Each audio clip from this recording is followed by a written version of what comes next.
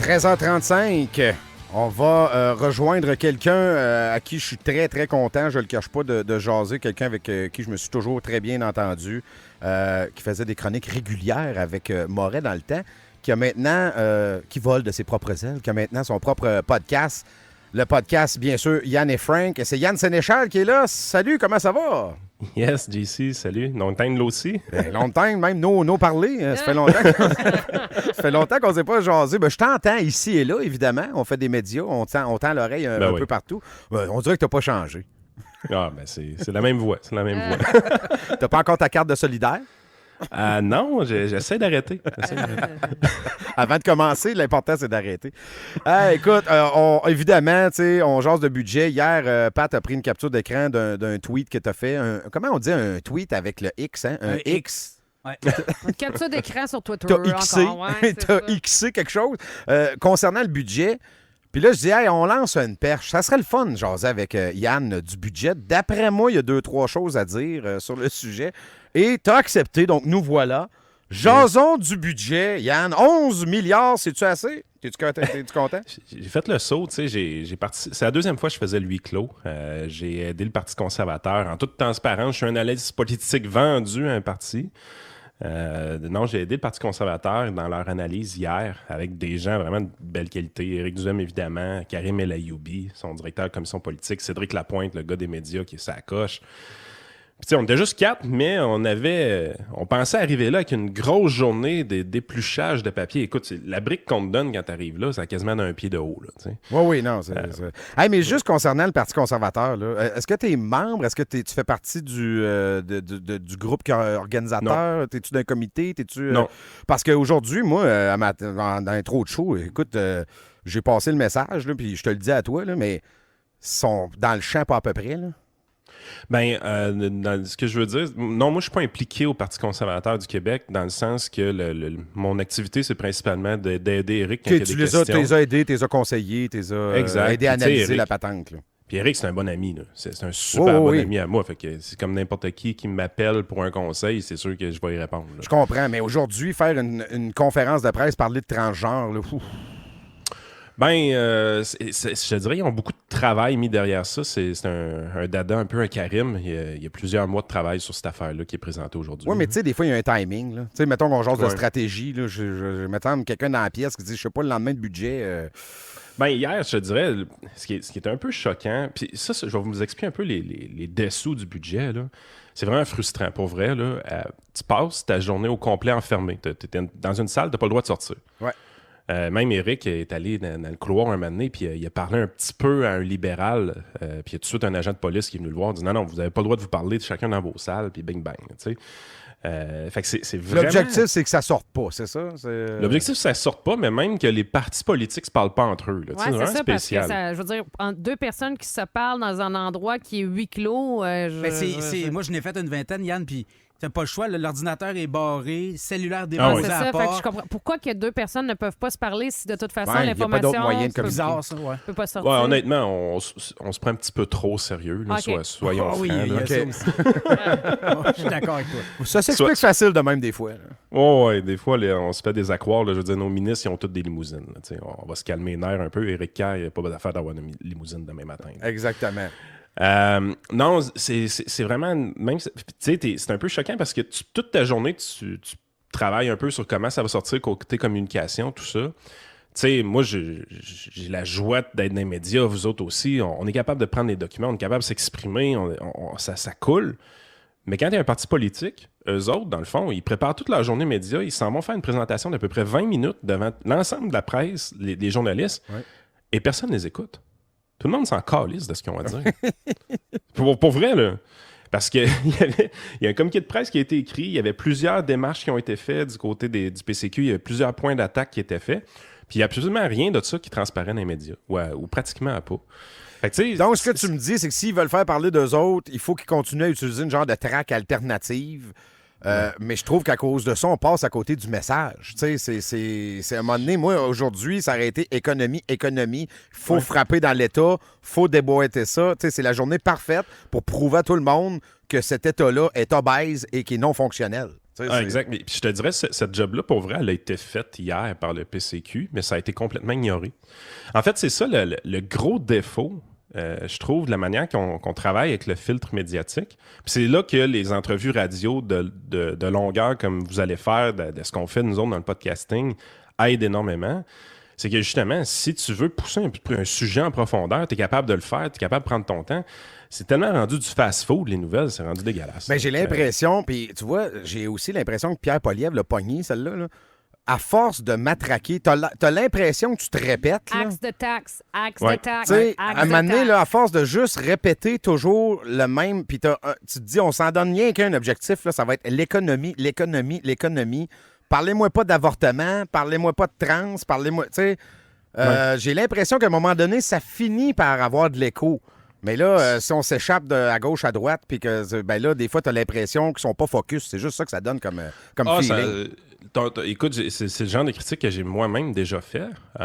Puis la réponse à Éric a été assez simple de son côté. C'est oui, t'as raison, en année préélectorale ou tout près d'une élection. Mais là, tu sais, quand t'as 3 ans comme ça, là, c'est un peu... Honnêtement, l'exercice budgétaire qui est fait hier, là, moi, je suis un peu freak, là, soyons honnêtes. Là. Mais... c'est rendu au huis clos, là. Toi, la Bible, tu l'as lu, là. C'est ça. Mais non. Ça, mais là, là, parce que là, tantôt, là, t'es arrivé pour dire quelque chose. Puis là, je me dis, est-ce que c'était différent de la dernière fois? Parce que t'as dit, on reçoit normalement quelque chose qui mesure, tu sais, une quantité industrielle de feuilles. C'était-tu la même chose hier? T'as reçu une quantité industrielle de feuilles? C'était la même chose, sauf c'est que... livres, hein? C'est des livres, là. Oui, c'est des livres. Puis moi, je vais me servir de ça toute l'année. Hein. Moi, j'ai de la matière là, pour faire minimum 10 à 15 heures de podcast avec ça. T'as ça des va graphiques, être fait... t'as des tableaux, c'est plein, là. Exact. Ça va être fait tout au long de l'année. Tu sais, les gens s'en rendront pas compte, mais à un moment donné, je vais parler d'un sujet, puis ça va m'avoir été inspiré de ce qu'il y avait dans ce budget-là. Tu sais, c'est plus un exercice de marathon, le budget. Il y a des choses que le Parti conservateur va sortir dans les prochaines semaines. C'est des choses qu'on a discutées hier. Fait que ça va venir. Il y a plein d'affaires vraiment fascinantes là-dedans. Mais honnêtement, pour l'angle d'attaque sur le budget hier, d'habitude, tu te casses un peu la tête. OK, qu'est-ce qu'on va faire? Surtout, l'exercice l'année passée, c'était un peu ça. Il y avait une méga baisse d'impôts qui était super intéressante pour les travailleurs. Je veux dire, tu ne pouvais pas être contre ça. Le Parti conservateur... À part les autres partis, là. Oui, c'est ça. Mais le Parti conservateur, l'année passée, ne pouvait pas être contre la baisse d'impôts. Donc, il y avait sorti quand même des lignes assez positives du budget, malgré tout. Mais cette année, je veux dire... La recherche, t'as le choix des cadeaux. Cette année, la recherche a duré 5 minutes. Moi, je te dirais moins que ça. Je suis rentré dans la salle, Éric, il était déjà là, il m'attendait, il dit, man, il dit 11 milliards. Je dis, quoi, 11 milliards? Déficit, 11 milliards. Je fais, ben ouais, on tabarnak.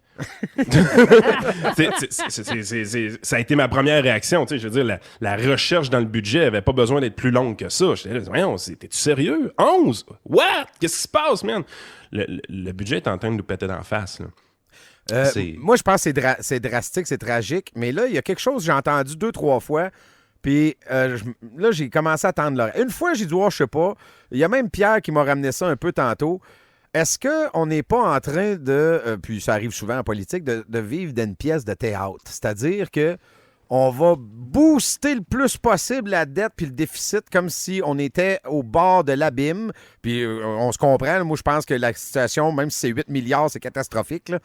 Pour pouvoir, l'année prochaine, nous dire, année préélectorale, regardez, finalement, on va réussir à sauver l'économie. Tu sais, il y a peut-être un petit quelque chose de game politique là-dedans. Là. Ben, il y en a tout le temps. Ça, l'affaire, c'est que la game politique classique, quand tu commences un nouveau mandat, c'est toute la scrap, tout ce que tu as à passer qui est vraiment pas agréable pour le monde. Tu passes ça dans ta première année de mandat. D'ailleurs, il l'a dit clairement aux francs-tireurs. On peut réécouter un bout de l'extrait. Ça, maintenant, Legault, il avait dit ça clair de même à Benoît Dutrisac. On écoute. Quand on est dans l'opposition, il faut scorer à tous les jours. Là, on a 4 ans. Donc, les 2 premières années, même les 3 premières, on va faire ce qu'on pense qui est bon. Puis la 4e année, bien là, on commencera à se soucier des sondages. C'est assez clair. Mais ça, c'est le pire, c'est que c'est surprenant de l'entendre de sa bouche, parce que ça, c'est le playbook classique. Oui. Seule affaire, c'est que quand on se rend compte qu'est-ce qui va se passer sous le mandat de 4 ans de la CAQ, c'est que le budget de l'année passée, c'était le budget des nananes. Il y avait les chèques aux boomers avec des grosses baisses d'impôts pour la classe travaillante. Fait que t'es dans une position où tu te dis, OK, t'as donné tes nananes en début de mandat. Ouais. Là, après ça, tu négocies avec le secteur public, puis tu fais beaucoup de concessions et tu manques complètement l'opportunité d'aller jouer dans le fonds de pension, d'aller réduire la taille de l'État, d'aller réduire la quantité d'employés au gouvernement, de passer à côté de cette opportunité-là que t'ouvrais cette négociation-là. Et tu te ramasses avec un budget méga déficitaire et on dirait que ça vient de te péter en pleine face. Ce qui fait en sorte que l'année prochaine, la pression va se faire et tu vas devoir rééquilibrer ce budget-là. Et historiquement, au Québec, on crée des taxes. Rappelez-vous, Raymond Bachand, l'important au Québec, c'est d'être heureux comme peuple. Oui, c'est pas d'équilibrer le budget. C'est ça, c'est pas d'équilibrer le budget. Ben, ce qui est arrivé avec notre ami Raymond Bachand, qui était beaucoup trop souriant, c'est la taxe santé. Oui.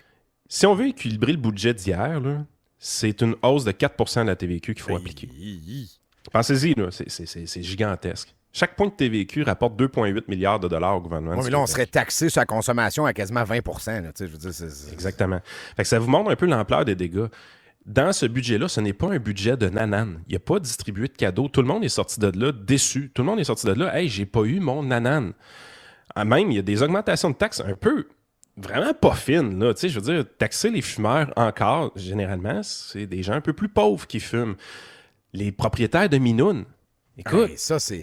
Mais il me semble l'affaire des cigarettes, Yann, là, ça fait 1984 en joie le vert. Là. Ben oui. Tu sais, oui. si on va taxer les clopes puis les minounes. Ouais, puis il y a de moins en moins de monde qui fume. Hey, les bazous, là, on parle pas de minounes, de bazous de 8, 9, 10 ans, parce que ça, c'était déjà taxé. Eux autres, ils étirent ça au-delà de 10 ans. Donc, on parle d'un char de 12, 14 ans. Là, eux autres, ils se filent là-dessus pour récupérer, je pense, une affaire comme 600 millions de dollars. Mais ça, tu taxes du monde qui n'ont pas les moyens. Ben oui, carrément. si t'achètes un char à 2000... Ouais, mais comment ça? Moi, toi, autour de la table, là, c'est la première réflexion. Ce qui arrive en 2 secondes et quart. Ils sont pas caves à l'autre bout, là. Ils savent bien qu'ils vont pas chercher l'argent dans les bonnes poches. Tu sais, la personne, c'est sûr qu'elle aimerait ça se payer un char de l'année, là. Mais il faut qu'elle ait poigné avec ça. Non, j'aime ça, chauffer un char avec des trous. Mais pourquoi non. on arrive là? T'as juste 2 augmentations de taxes dans ce budget-là. C'est les minounes et les cigarettes. Puis, un nanane qui a été retiré, c'était les véhicules électriques, une chose qui est absolument aberrante. Et là, je peux te jurer une chose, les journalistes sont broyants. Non, mais depuis tantôt, il y a des entrevues là, avec Daniel Breton, avec les concessionnaires, là, tout le monde capote. Là. Ben en oui, passant, il ne retire pas. Là. On étire ça jusqu'à 2027. Ben oui, puis c'est ce qui est la chose la plus aberrante qu'il n'y a pas. Je veux dire, les gens qui s'achètent des véhicules électriques neufs, excuse-moi, là, c'est la classe moyenne supérieure et les plus riches. Là. Ben oui. Les journalistes, ils la trouvaient pas drôle hier. En fait, tu te rendais compte que, coudonc, c'est quoi qui touche le peuple? Est-ce que c'est ce que les journalistes pensent ou ben non, c'est ce que le peuple pense réellement? Mais les journalistes pensent juste à leur poche à eux autres. Ils pourront pas acheter leur Tesla à rabais. C'est ça qui choquait bien gros dans le budget hier. Moi, je capotais quand on entendait des affaires de même. Mais... Ouais, oui, ben, tu peux finir ta phrase, vas-y. Ben, fait que dans ce budget-là, ce qui est fou, c'est que l'année prochaine, il va y avoir des augmentations de taxes. Okay? C'est impossible que ce budget-là tienne. L'année passée, le gouvernement prévoyait 4 milliards de déficit. Ça a fini à 6,3. Ils se sont fourrés. Ils se sont fourrés parce que leur hypothèse était trop jovialiste dans le budget. Ouais. Les hypothèses l'année passée, là, c'était que l'inflation serait contrôlée très vite. Il y aurait des baisses. Il y avait le bouclier anti-inflation, Yann. Oui. Économie 101. Qui a duré, je te dirais, en moyenne 3 jours. Là. Ben oui. Fait qu'on était vraiment dans un mode. L'inflation serait contrôlée rapidement, les taux d'intérêt baisseraient, il n'y aurait pas de récession. Puis en plus, l'offre gouvernementale aux employés de l'État serait adoptée telle qu'elle au mois de mars. À 10 eux autres, ils avaient calculé ça. Oui, exact. Ils ont été dans le champ, ils sont fourrés. 2,3 milliards de plus de déficit. C'est 6,3 au lieu de 4. Et rappelez-vous une chose, dans le budget l'année passée, il y a peu de gens qui vont le dire. Ben, en fait, Michel Girard en parle un peu sans trop l'avouer. C'est que l'année passée, on recevait des transferts fédéraux ponctuels, inhabituels. Donc, on avait vraiment un montant de transferts fédéraux plus élevé l'année passée, ce qui fait qu'on a une baisse cette année, qui est normale. Puis le ministre Girard, c'est une question que j'ai posée personnellement, puis il a carrément avoué. Il dit non, il dit on a des montants spéciaux qu'on a reçus l'année passée, mais... Fait que c'est pas vraiment une comme baisse quoi, qu'on a cette année. lesquels, c'est quoi, des montants débloqués en urgence? Je pense que c'était le programme de garderie, l'opting out, ça se peut-tu? Exact. Ça? Ah, c'est vrai de ça, Pierre. OK. C'est vrai de ça. Fait qu'on est vraiment dans une situation où ce que tu te dis, OK, en plus, il avait été aidé par un chèque spécial du fédéral et ils ont quand même fait 6,3 milliards de déficit et ils n'avaient même pas conclu la négociation avec le secteur public. Fait que, mais il n'apprend pas de ses erreurs parce qu'il nous redit encore la même chanson. Il nous dit encore, regarde, l'année prochaine, l'inflation va baisser, les taux d'intérêt vont baisser. la réponse, la raison pourquoi ils agissent comme ça m'apparaît personnellement très simple. L'année passée, j'ai senti qu'Éric Girard était stressé de son budget. Cette année, j'ai été surpris de voir comment il était zen. Ah oui, puis souriant. C'est son dernier budget, d'après toi? Ben exactement. Pierre, t'es direct dessus. Fini, en fait, tout le monde l'a vu dans ce qu'on voyait dans les médias, mais moi, je l'ai vu en personne. Éric Girard, pas de flash, pas de caméra. Il est venu nous serrer la main, il est venu nous expliquer des trucs. Il était encore plus zen. Ce gars-là semblait libéré. Moi, j'ai le feeling qu'il venait de délivrer son dernier budget. C'est terminé, ouais, moi tout. Il s'en va. As-tu fait une passe à la palette à Frank? Ben, c'est comme une mauvaise note, non? Parce que je comprends ce que tu dis. Il est comme libéré de « Bon, je reviendrai pas, c'est fini. » Bon, mais quand tu t'en vas, tu veux pas terminer le tout en gagnant, là, en disant « Hey, voici les finances, j'ai mis ça beau, c'est drette, c'est propre. » Mais c'est le PM qui gagne dans ce temps-là. C'est le PM dans une guerre. Mais là, il s'en va, puis il est beau être ben zen, mais c'est pas le fun. Mettons qu'il veut retourner banquier, lui, là. Son leg, là, il est pas... il va retourner à la Banque nationale, Ben, je t'annonce qu'il finira pas ministre pour Pierre Poilievre. Ça, c'est déjà cancellé, qu'un budget comme ça. Mais tu es vraiment dans une situation où est-ce que ce gars-là est libéré parce que je pense qu'il a toujours perdu ses batailles au Conseil des ministres. Je pense qu'il n'a jamais gagné de bataille dans ce conseil-là. C'est un ministre qui était malheureusement faible. C'était fait volontairement. Les ministres qui sont forts, c'est Fitzgibbon. Fitzgibbon, l'année passée, il a défoncé son budget de 250 millions. Là. Pas grave. Et cette année, on lui coupe le montant qui est pété en trop, mais je peux te faire une prédiction. Je suis à peu près sûr que l'année prochaine, on va regarder le ministère à Fitzgibbon puis il va redéfoncer son budget. Lui, tu lui fais un budget, pas grave. Il n'est pas contrôlable. Il n'y a personne qui est capable d'y enlever son chéquier. C'est pas compliqué. Ouais. Fait que, tu sais, t'as un ministre qui est zen, qui s'en va, qui va passer à POC à quelqu'un d'autre. Premier ministre aussi, probablement, il va passer à POC à quelqu'un d'autre. Ils s'en vont tous les deux, à mon avis. Ils sont sur la fin. Et les caquistes se ramassent avec ce problème-là qu'ils ne savent pas comment faire parce que depuis le début, tout ce qu'ils font, c'est acheter la paix. Ils achètent la paix. Ils ont essayé d'acheter les élections avec un chèque aux boomers. Ils ont acheté la paix avec les syndicats dans la dernière négociation. Ils n'ont absolument eu aucun gain de leur côté. Ils ont concédé seulement aux syndicats. Et en bout de ligne, ils achètent également les médias. Il y a quelque chose qui est caché dans ce budget. Il y a un crédit d'impôt, c'est ça. Ah oui? Oui.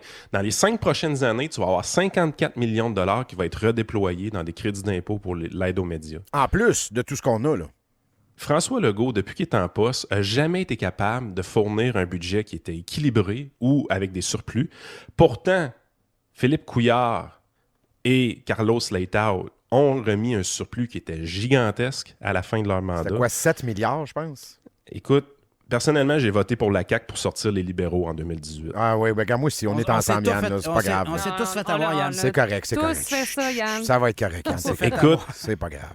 Obligé de te dire, quand on avait Carlos Leitao, quand on avait Philippe Couillard en poste, il y a peut-être des affaires qu'on n'aimait pas d'eux autres, mais il était compétent. Ouais. Il était compétent, puis il était capable de faire des budgets qui avaient du bon sens. Tu me fais mal. Tu me dis la vérité, ça fait mal. C'est pas le fun, hein, la vérité. Non, mais j'aime ça l'avoir. J'aime ça l'avoir d'en face. Quelqu'un demande via texto, effectivement, la question est intéressante. Est-ce qu'il y a eu des avantages fiscaux pour les retraités qui veulent retourner au travail? T'sais, on disait que c'est un enjeu, ça aussi. Il y a plein de personnes âgées qui ont fait des sorties pour dire, ben là, c'est parce que je vais payer de l'impôt si je vais travailler, j'aimerais ça travailler. Y a-t-il quelque chose là-dedans? Ben ça existe jamais. Hein. C'est un peu un mythe qu'on se raconte là, pour pas aller travailler. À la minute que tu rentres travailler puis tu fais de l'argent, il en reste plus de tes poches. C'est pas vrai que tu peux perdre de l'argent en allant travailler. Ça existe pas, OK? Mais tu peux en faire moins et te faire couper ce que tu avais gratos. Oui, exactement. Mais en bout de ligne, tu vas toujours avoir plus d'argent dans tes poches si tu travailles. Ça va toujours être vrai. Il y avait des crédits d'impôt pour inciter les retraités à aller travailler, justement, ou des trucs comme ça. Je pense qu'il y a un ménage qui se fait un peu, puis ça va être retiré. Les gains des retraités, hier, sont beaucoup plus au niveau de l'invalidité et de la RRQ. C'est un morceau, c'est comme 130 millions de dollars, je pense que ça va nous coûter. Mais il y a une transition qui est faite là. Mais comme je dis, c'est un budget où est-ce qu'il n'y a pas de nanane. Il y a des petites affaires, il y a des ajustements, il y a du fine-tuning qui est fait à l'intérieur du budget-là. Mais grosso modo, en même temps, je te dirais une chance. Ah oui, mais on ne pouvait pas avoir de nanane. Non, je pense que là, ils ont réalisé que c'était pas de nanane. Non, il n'y a pas de nanane, puis il n'y a pas... Tu sais, je veux dire, on va avoir eu des déficits de 2020 à 2030, selon ce qui est prévu là-dedans. C'est ce qui est prévu. Sans avoir de choc économique. Je reviens à Raymond Bachand qu'on parlait. Là. Oui, le gars, il était... on a eu la série de Québécois à l'époque, Québec dans le rouge. Ouais. C'était dans le temps que des gens comme moi, comme Éric Duhem, Joanne Marcotte, on était encore des gens respectables. Donc, il y en avait qui écrivaient dans les médias de Québécois et on était fréquentables à cette époque-là. Ouais. Il y avait du succès avec la série Québec dans le rouge. Mais pourquoi? Parce qu'il y avait eu une crise économique tout simplement incroyable en 2008-2009. Donc, le Québec était dans la marde. Tu avais des taux de chômage à 10 %. C'était vraiment tough. Ben là, on va avoir passé de 2020 à 2030. Oui, il y a eu une pandémie, mais la réalité, c'est qu'au niveau économique, ça n'a pas été un problème encore. Fait que là, tu es vraiment dans une position. Comment tu fais pour faire autant de déficit avec des statistiques économiques aussi bonnes? Des conditions gagnantes. Mais c'est parce qu'ils n'ont pas le contrôle, ces dépenses. Là, si on refaisait la liste, puis je veux dire, la liste est interminable, mais je repense là, d'entrée de jeu, les espaces bleus, qu'il y a eu du 60 millions d'une place, 40 millions d'une place. Ils ont mis 1 milliard là-dedans. Le panier bleu aussi. Mais les espaces bleus, là, c'est une affaire de centaines de millions de dollars. Puis là, on dit, on scrape ça. Là, cette affaire-là, finalement, on scrape ça. Puis on dit, bon, mais ça fait quand même des centaines de millions de dollars qu'on a jetés dans... Mais sur 11 milliards, c'est pas grand-chose. Mais c'est des 100 millions plus des 100 millions que maintenant qui font ça. Là. Ben là, on n'arrête pas de se dire que c'est pas grave, c'est sûr. Non, je comprends. On n'a plus le contrôle. Mais c'est tout, Pat, parce que là, tu me pointes une affaire. Oui. Mais tu sais, l'affaire là, des 277 crédits d'impôt disponibles depuis Mathusalem qu'on n'a jamais regardé. Là, ils nous disent ça hier, bien sérieux, Yann. Tu sais... Ouais, là, on va refaire le tour de ça. Là. Ça fait longtemps qu'on n'a pas checké ça. Il y a des programmes, puis il y a des crédits d'impôt. On ne sait plus trop là, pourquoi ça a été mis là, dans quel contexte, c'est encore bon, ça a-tu marché? Tu sais, un citoyen normalement constitué, il se dit, le gouvernement doit checker ça chaque année. Écoute, il doit faire le tour de ses patentes. Là. Il doit regarder ça. Ah non, eux autres n'ont pas checké ça depuis, je sais plus quand, là, on sait pas. Quand que le ministre Girard quitte la salle hier pour venir nous parler à nous, on sentait qu'il y avait une demande envers nous. Il dit, la révision de programme qu'on fait, vous l'aimez ça, hein? Vous l'aimez, hein, le Parti conservateur, vous l'aimez. Là, Éric dit, ouais, c'est une bonne idée, puis tout ça. Puis même Éric l'a souligné dans son communiqué que personne n'a lu. Ça a été souligné qu'effectivement, la révision de programme, c'est bon. Je parle à Renaud Brossard ce matin, on fait notre podcast avec lui de l'Institut économique de Montréal, même chose. Il dit ça, c'est vraiment bon, là, la révision de programme qui est faite, puis tout ça. Puis Christy JC, j'ai exactement la même révision, la même pensée que toi, la même réflexion. Comment ça, on fait pas ça à tous les ans, sacrément? Parce que de dire que c'est une bonne idée, oui, mais on peut dire aussi en même temps c'est un peu retard. Tu sais, je veux dire, hey, c'est une bonne idée de faire ton ménage de chambre parce qu'on n'est plus capable de rentrer. Tu comprends maintenant? Non, mais c'est vrai. Ils ont l'air ticoune un peu parce que justement, la révision des programmes, tu fais ça chaque année, là, me semble. Là, tu arrives avec 11 milliards de déficit, puis tu pelles ça encore. Puis tu l'as pas fait, ta révision? Non. Tu dis, on va faire ça l'année prochaine. Non, mais ce gouvernement-là, définitivement, trop d'argent. Là. Mais ça, c'est lui et les autres, là. Parce que le PLQ l'avait pas plus fait, puis je suis pas sûr que le PQ l'a fait non plus, là. Ben écoute, Renaud Brossard me disait ce matin, puis je lui donne le mérite de ça parce qu'il nous l'a dit. La dernière fois que ça aurait été fait, ce sera au fédéral sous Harper. Et Harper, à ce moment-là, son équipe qui avait fait la révision de programme ligne par ligne, là, c'est vraiment quelque chose d'assez lourd comme exercice, puis c'est fait ligne par ligne. Il avait trouvé des économies récurrentes annualisées de 5 milliards. Wow! Pensez-y, là. Ouais. Mais le Québec met à peu près 1 milliard, peut-être, là. Peut-être plus 2, 3, là. Ouais, parce que le Québec on est-tu capable... Écoute, c'est parce que je trouve ça fascinant, mais on est-tu capable, nous autres, ou Moi, j'arrête pas de me dire que la machine est trop grosse. Il y a tellement de l'argent qui arrive de partout, puis on en dépense tellement de partout. Je ne sais pas si on est capable de revenir en contrôle, vu que c'est tellement gros. Hey, écoute, là, il y a de l'argent qui rentre au gouvernement de partout. Puis il y en a qui sortent. Partout. Puis il y en a partout. Puis tu sais, admettons, tu parles à des gens en santé, puis là, tu dis, hey, il y a de l'argent qui se dépense ici. Tu parles à quelqu'un d'autre d'une autre entreprise, hey, c'est qu'il y a de l'argent qui se dépense. Tu sais, il y a de l'argent. C'est comme si le mur est fissuré de trous, puis l'eau sort de partout. Fait que t'as beau en calfeutrer 2-3, mais l'eau pisse ailleurs. Il va falloir en faire le salage. c'est ça l'affaire. On dirait que j'arrive pas à me dire qu'un jour, on va être capable de contrôler tout ça. Ben écoute, c'est une question que j'ai spécifiquement déjà posée à Philippe Couillard quand on l'a eu en entrevue. Puis? J'ai dit, vous êtes un social-démocrate, vous croyez dans le modèle québécois, vous aviez toujours géré de manière serrée les finances. est-ce que si on ne gère pas de manière serrée, si on regarde ce qui se passe un peu comme Trudeau, puis là, j'avais pas l'exemple caquiste, mais maintenant, je peux ajouter les caquistes dans l'histoire, est-ce qu'il n'ouvre pas la porte à ce qu'un jour, il y ait des gens comme moi qui rentreraient au pouvoir et qui feraient un peu comme le gars là, en Argentine, Afuera. Oui, on met la hache, là, la chaîne. La game, c'est que... Puis Couillard avait vraiment été clair. Il dit, effectivement, si, comme social-démocrate, donc des gens qui croient dans le modèle, là, si, comme social-démocrate, on ne fait pas attention aux finances, ce qui va arriver, c'est qu'un jour, il y a des conservateurs qui vont rentrer et les conservateurs vont couper dans les programmes sociaux. Puis ça, c'est vrai. Ben, au Québec, je suis pas sûr. On a le dos rond en tabarouette. L'affaire, c'est que... Pourquoi tu dis ça? C'est qu'historiquement, le Québec a toujours réussi à financer pareil ces trucs grâce à l'aide du fédéral et ses transferts aux provinces. Le problème, c'est que présentement, le fédéral est encore plus fourré que le Québec. Ouais. Et historiquement, quand le fédéral a eu à faire du ménage, revenons à Paul Martin et Jean Chrétien, bien, quand ces deux-là décident de faire du ménage, une des premières choses qui est coupée, c'est l'armée et les transferts fédéraux. Ouais, c'est ça. Fait que le Québec va manquer d'argent éventuellement. Oui. Et on va se laisser sur ces paroles positives, Yann. Fait que dans le fond, là, on devrait en donner plus, c'est ça. C'est ça, donnez-en plus. Ouais. Mais tu sais qu'un bout, moi, c'était mon mantra. Même, je pense, à l'époque où on jasait, Yann, dans le choix Moré, moi, je regarde pas peser sur le gaz. Regarde, flobez-moi tout ça, là, qu'on va le pogner, le mur solide. Après ça, on va pouvoir faire un ménage. Mais finalement, on a réussi à contrôler la dérape. Mais d'après moi, le mur, le bumper est rendu, là. D'après moi, on est en train de l'accoter. Merci beaucoup, Yann. Écoute, j'aurais jasé avec toi 1 heure, mais on n'a pas le temps. Hein, tu sais ce que c'est, la radio, pour faire une pause, hein? Merci d'avoir été là. Yes. Salut, bye. Yann Sénéchal, quel plaisir.